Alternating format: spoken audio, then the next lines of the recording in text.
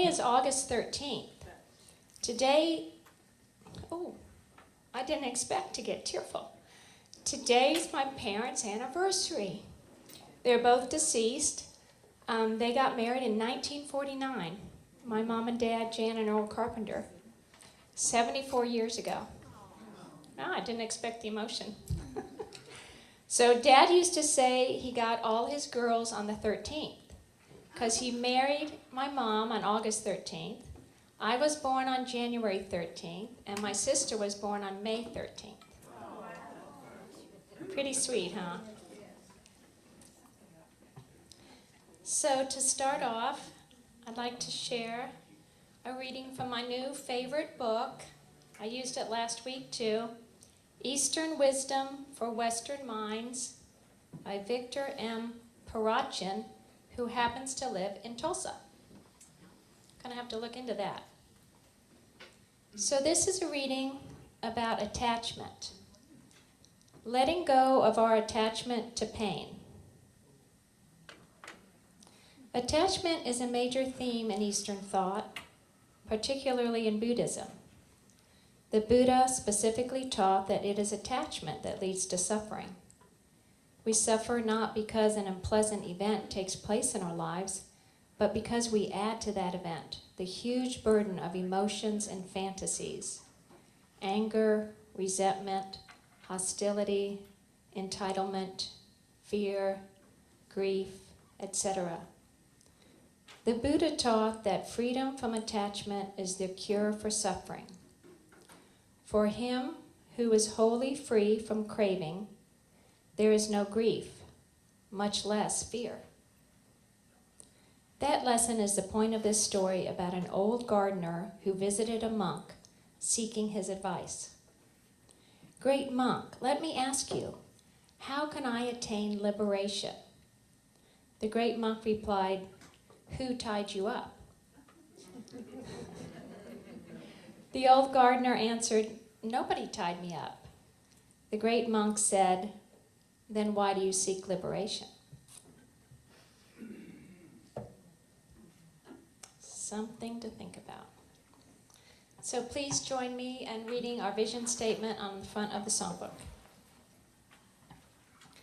Our Sunday gathering is designed to provide a weekly encouragement to individually manifest our highest good and purpose in our lives. Inner direction is the key. We reinforce positive directions for our lives and the infinite potential within us. We seek connections to create an open atmosphere of acceptance of all backgrounds, races, and lifestyles. We come together in a spirit of inclusiveness, embracing all spiritual paths, honoring God in an atmosphere of unconditional love.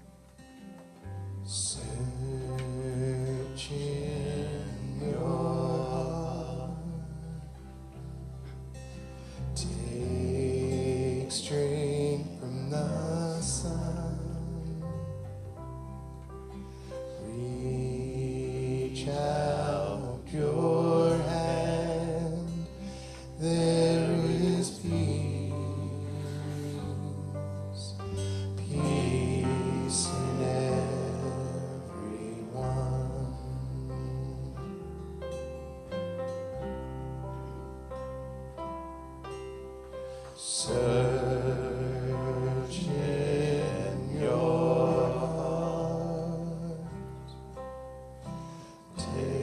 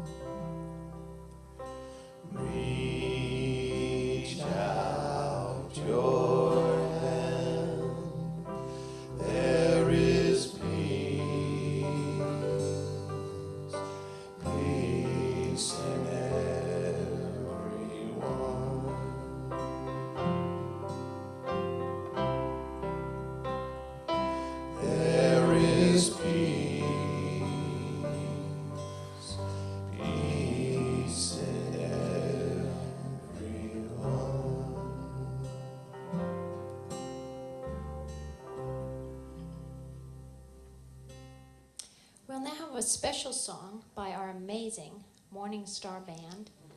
Today we have Frank, Bob, Darrel, Ian, and Geoffrey.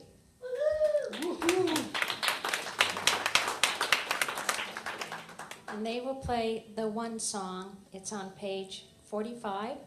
Then I'll come back up and introduce our speaker.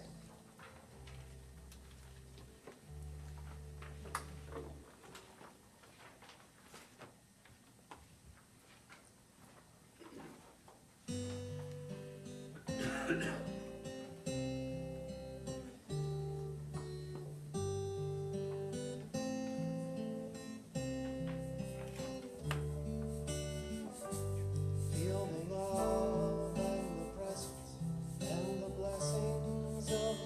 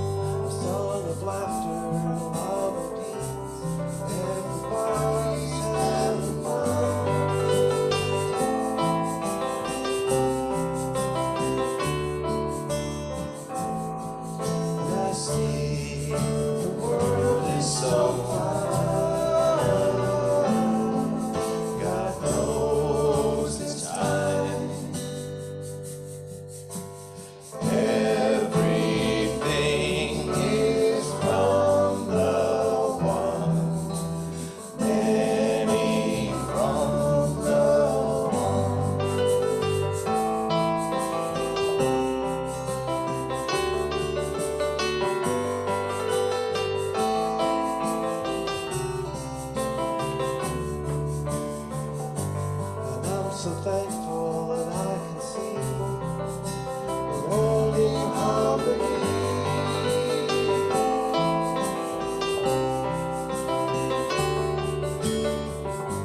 And I release them to the world.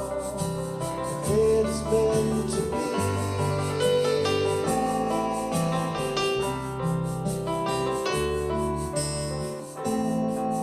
I see the world is so fine. God knows it's time. Everything is from the one. Many from the one.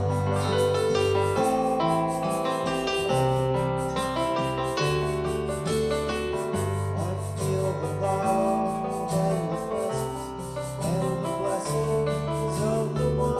I feel the love and the presence and the blessings of the one. I feel the love and the presence and the blessings of the one. I feel the love and the presence and the blessings of the one. I feel the love and the presence and the blessings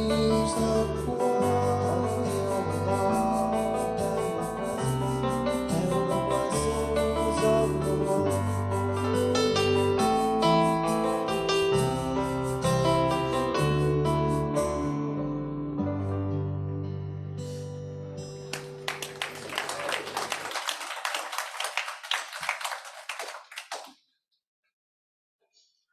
Thank you, amazing Morning Star Band. And that was an original song by our own Darrel Clark, who was the vocalist. Okay, now I'd like to introduce our speaker, Dr. Tom Burns. And the title of his talk is Feasting at the Religious Smorgasbord. An artifact of globalization is a tremendous increase in interaction among cultures and traditions. We now have access to the richness of religious traditions from around the world, with the possibility to mix and match in creative ways. What if it were possible to keep the interesting and useful traditions while backgrounding, aka dumping, some of the less useful and oppressive? In this talk, Tom introduces some of the most charming and favorite virtues from the world's wisdom traditions, and I can't wait to hear from him. So here's Dr. Tom Burns. Thanks, Jeannie. And if I can adjust this a little bit. Oh, yeah. Yeah, it's good to see everyone today. Thanks for coming out. And everything is from the one, many from the one. We know this to be true because Darrel Clark says so.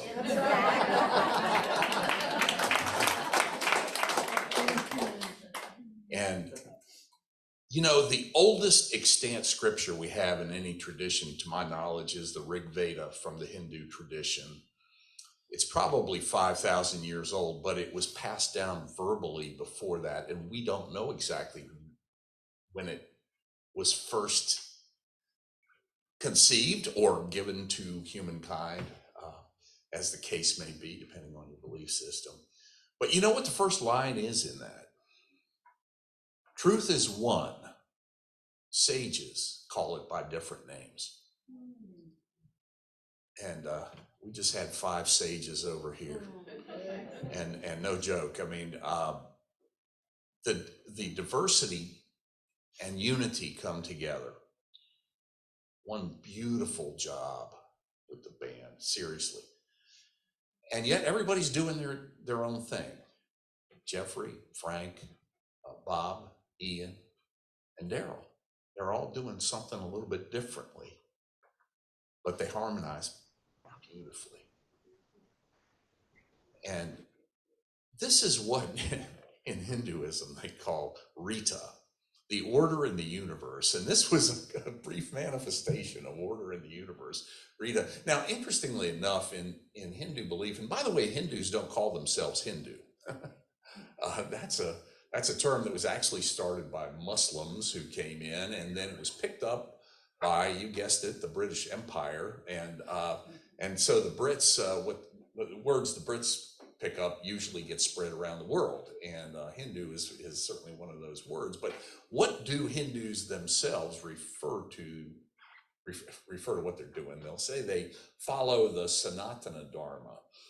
There are different kinds of Dharma, order in the universe, as it were, but Sanatana Dharma means the timeless Dharma, the timeless way of being, the timeless order. It doesn't change. Now, it's weighed by other aspects of Dharma.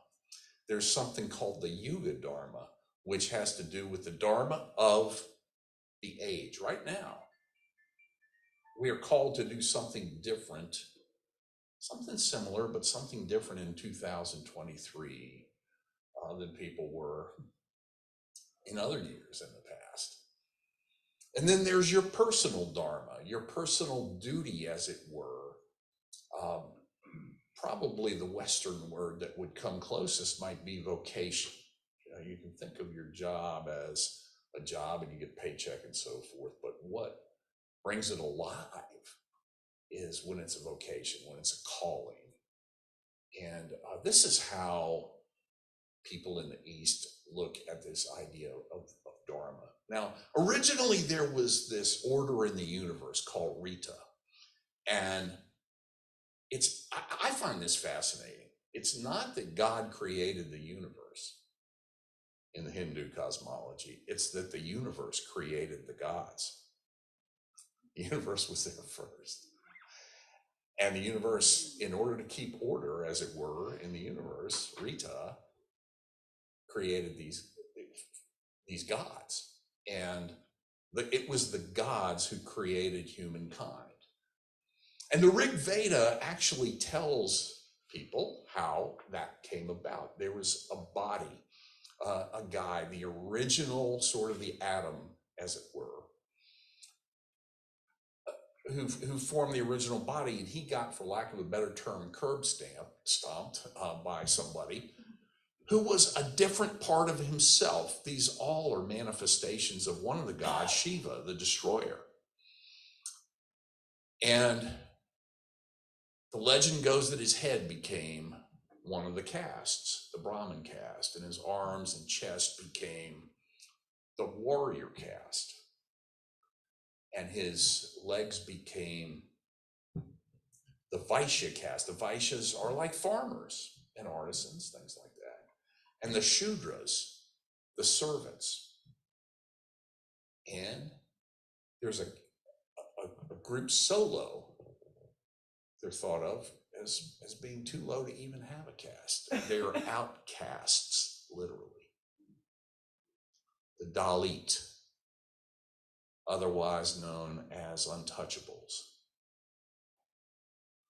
Now, Mahatma Gandhi in the 20th century started referring to these people as Harijan, which means the people of God. And Gandhi he himself grew up in a caste. He was part of the warrior caste. But how did he manifest the warrior caste? Here's one of my favorite virtues. It's called ahimsa, nonviolence. And Gandhi, if you've ever seen the movie about Gandhi starring Ben Kingsley, it is amazing. It is a very hard movie to watch, but God is it good. And before he was leader of the Indian independence movement, he went to South Africa and he was fighting apartheid in South Africa. And there are these scenes where he just says, if they beat you, you just have to take it. That's how we practice ahimsa. And there are scenes of these guys, these police guys just beating him, and he just takes it. But he says, that's where the power of being a warrior comes from.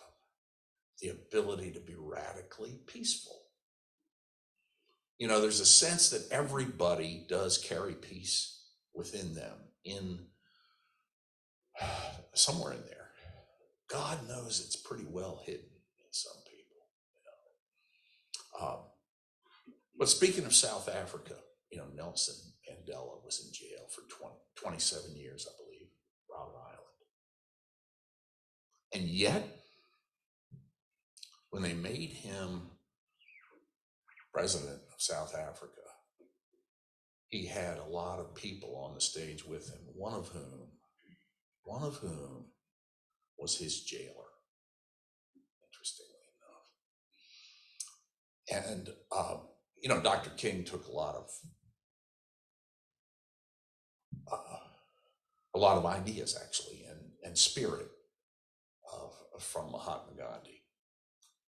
And let me tell you about how he manifested radical forgiveness, his reward, as it were, earthly reward for spearheading the Indian independence movement was that he was assassinated. And as he lay dying, he said, "Bring that guy to me, please. The guy who just shot me, bring him here."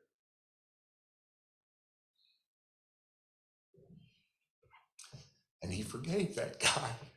He told that guy he forgave him. And then he spent the rest of his life, which was maybe a half hour, I don't know the exact time, in a mantra. Third chakra mantra is Ram. Ram, Ram, Ram. And that's right around where he'd been shot. But Ram is also a shortened version of Rama, one of the manifestations of the god Vishnu, the preserver.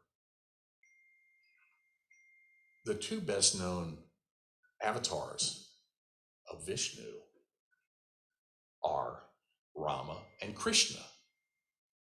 Now, interestingly enough, Krishna is a Sanskrit word meaning the anointed one, or something like the charismatic one. And there's a word in Greek that comes from the exact same root. You know what that word is? It's Christos. So the word Christ in the West, around the world, means the anointed one as well.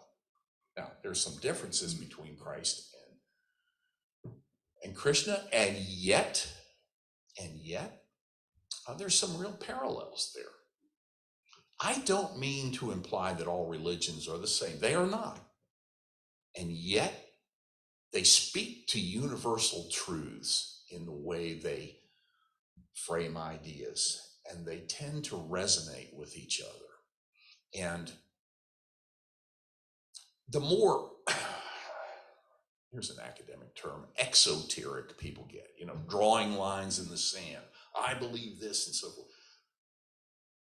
The more I think religions, in my judgment, tend to pull us astray. And yet the more esoteric or inward we go, the more similar they are. There are religious practices from the world over. And if you believe in the Swiss psychologist Carl Jung's idea of what he calls synchronicity, that different ideas arise in different parts of the world at the same time among people who couldn't have possibly been in touch with each other. A secular example might be Newton and Leibniz coming up with the calculus at the same time, totally independently of each other, to make college freshmen miserable thereafter. And yet, when we meditate, Sarah led us in a beautiful meditation with Deepak Chopra, and there are so many similarities in his Hindu background with other background. In fact, the first time I really engaged some of these religions before I got to know them well, not that anybody really knows anything well, but you know what I mean. I happened to grow up Catholic, and there was a Catholic priest, a guy named Thomas Merton. And I got a hold of his books as a kid in high school, and I read pretty much everything he wrote. And he was really into this business of everything is from the one, that we all connect, and there are different ways of connecting, but part of knowing each other and appreciating each other is to get a sense of how we connect to the infinite. And that's what kind of his life mission was. And there are other people like that. Here's another thing that the band was talking about today. Peace is within. There's a sense in esoteric traditions the world over that we carry peace within us. What is peacefulness? It's not something you do, it's something you are. So I'm going to tell a story on my dear friend Tom Boyd, who's about as close to an enlightened soul as anybody I know. Tom is a wonderful guy, but he's not that good a driver. So here he is on Lindsay one day, minding his own business and driving to the university, and he cut somebody off, and the guy he cut off was in one of these big muscle trucks, And the guy jumps out. He said, "Get out of the car! Get out of the car! I'm going to kick your..." "Oh, Dr. Boyd, hi." And so Tom was telling me about this when it happened, and I said, "Tom, what are you doing getting out of the car? That you probably shouldn't have done that." He goes, "Well, the guy really seemed like he had something to say." And that's a great example, I think, of somebody who just carries peace with them, and peace manifests itself differently in something like that. I love being a college professor, but certain aspects of it I hate, really, truly hate, like faculty meetings. And the way I even met Tom Boyd in the first place was we just happened to be sitting next to each other at a faculty meeting one time. I said, "I don't know who this guy is, but he has the most beautiful spirit." And I waited till the meeting was over and introduced myself. And I said to him what academics say to each other when they really mean, "Do you want to be my friend?" I said, "Tom, would you like to work on some papers together?" And and so that's how we got started, working on papers together. And here's this sense of God with skin on, for lack of a better term. We are all enlightened beings, and I subscribe to this idea of Satori in Zen, that we're all enlightened, but we have to find that enlightenment in us, and it may take however long it might take, multiple lifetimes. And yet there are different takes on this. The Vedas originally talked about a caste system, and there was a lot of misery and pain that came through the caste system. And yet, the world itself was going through massive changes from the years, maybe say 900 to about 400 BC, about 2,500 years ago. Think about this. Many of the great religions got their start then. Lao Tzu lived about 500 BC. Confucius lived about 500 BC, but also Socrates lived about that time. And the prophets in Israel were doing their thing around that time. Synchronicity. There's another good example of synchronicity. So much so that historians now refer to this time by a name. They call it the Axial Age.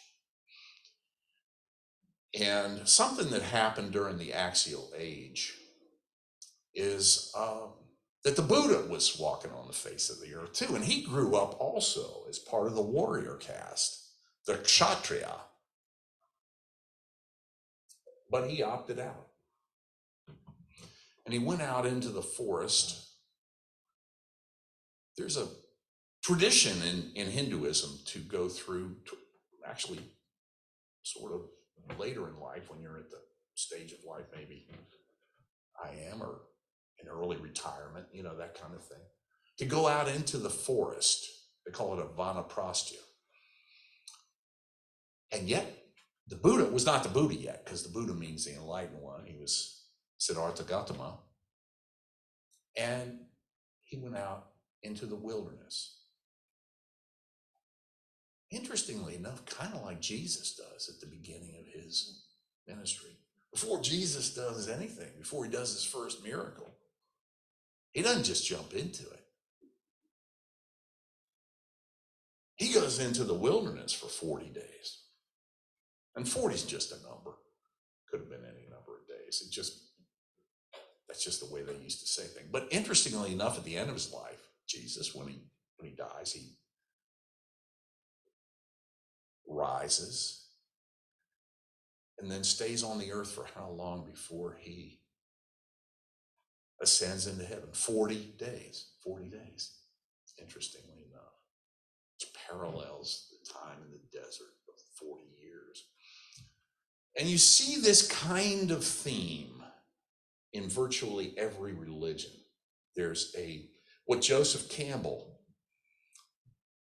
refers to in The Hero with a Thousand Faces as the trajectory of myth.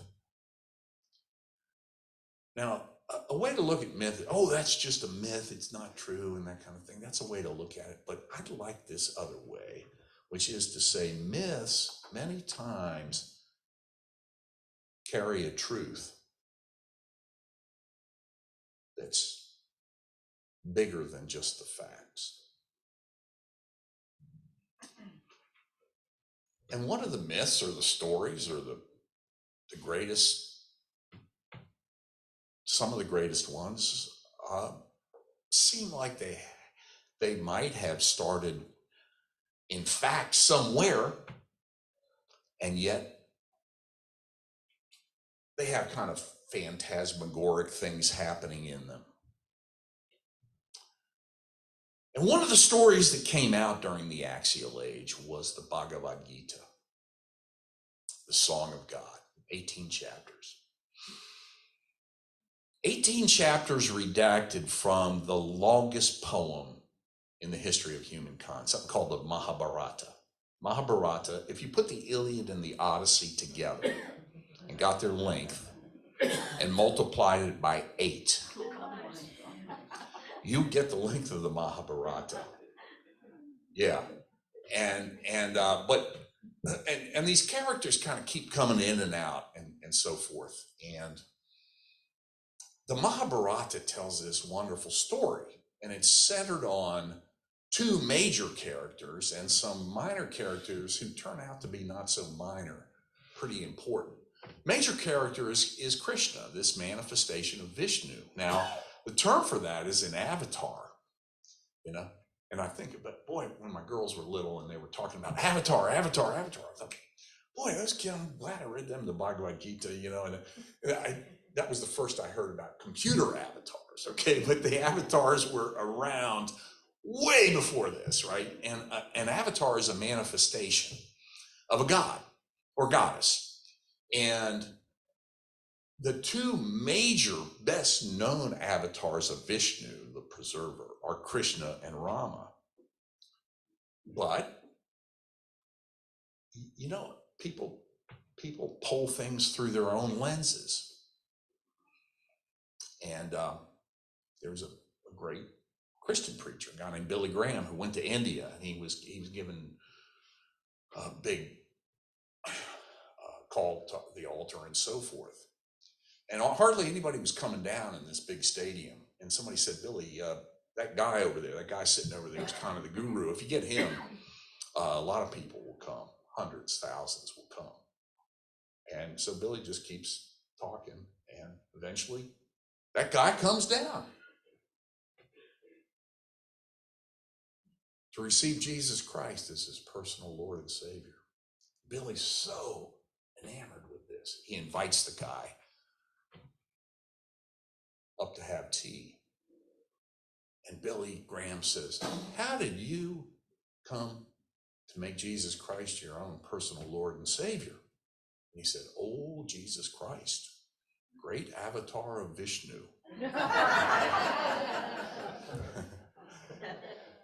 And so, you know, we all pull things through our own lenses. And actually in Sanskrit, there's a word for this, Maya. We get the word magic, it comes from the same root, but Maya gets translated as illusion.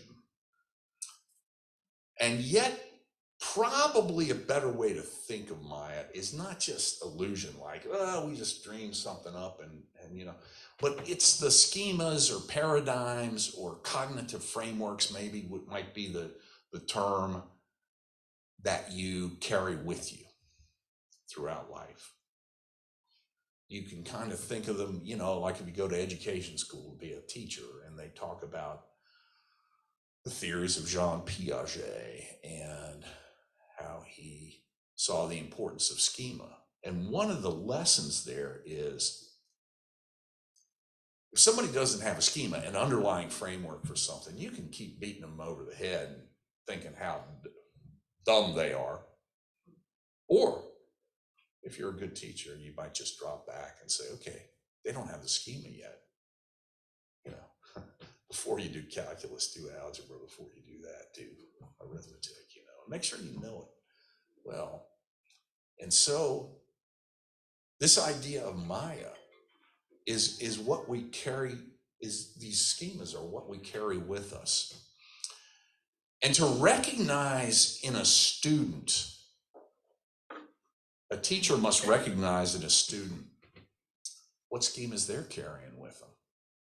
And the Buddha had a term for this. He called it skill in means. Skill in means. The ability to talk to people on their own level.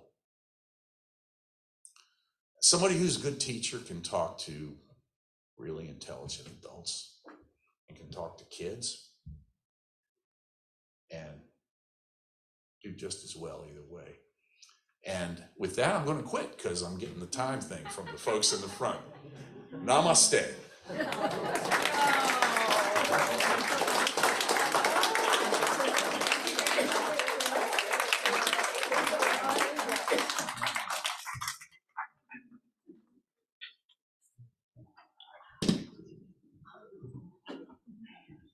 Professors are professors for a reason, because they can talk and talk, and I could listen to you all day, Tom. I mean, I found it all fascinating. Thank you very much. Come back.